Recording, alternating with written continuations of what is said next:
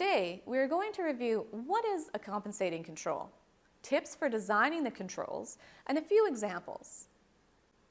So what is a compensating control? If your organization cannot meet an audit requirement, you must sufficiently mitigate the risk associated with that requirement. This is done using compensating controls. This control can be a list of instructions, procedures, or agreements that support the existence of a rule violation. Consider this example.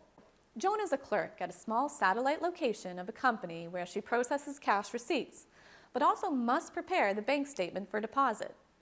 Ideally, the task of processing cash receipts is restricted from preparing the bank statement, as someone could steal company funds by not depositing it into the bank account, and subsequently also ignoring the stolen amounts on the remittance or cash receipt. Because Joan is the only clerk at that location, there is no option to segregate these tasks. Therefore, a compensating control must be put in place to mitigate the risk. A compensating control should document the reason for the existence of the violation. Document the steps taken to mitigate the risk introduced by the violation. Two main reasons for compensating controls include technical constraints. Software cannot be configured to accommodate segregation for a specific set of tasks. Or more often, business constraints, small staff size in a specific location. Beware that there is a heavy price to pay when you are unable to properly segregate duties, such as your support staff will likely spend more time investigating and researching problem transactions that could have been prevented. There may be issues with transactions that are not detected timely. Loss of money due to inappropriate transactions, which is an increase in potential fraud. Heavy reliance on processes and training. There's a reliance on staff to always do it correctly. Compensating controls should meet the intent of the original control requirement. Provide a similar level of assurance had you segregated the duties. Ideally, go above and beyond the original requirement. When designing compensating controls, consider these tips. Documentation. Create a formal document which can be reviewed by management. The document should clearly outline the original audit requirement, the reason for the compensating control, and the steps necessary to execute the compensating control. Approval. Ensure documentation is reviewed on a regular basis and approved by management. Systems, access, and people and functionality change constantly, so it's important to ensure that your compensating control is relevant and serves the purpose it was designed for. Training. Ensure appropriate staff are trained. They need to understand the risk, review the procedure, documentation, and be clear on such things as execution method and timing.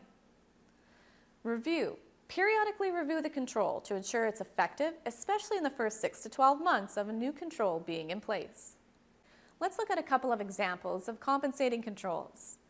Independent, detailed review of transactions for the department or function. For example, when a user can perform all the activities of a transaction without adequate segregation of duties, an independent review of the detailed transactions for the department should be performed on a regular basis.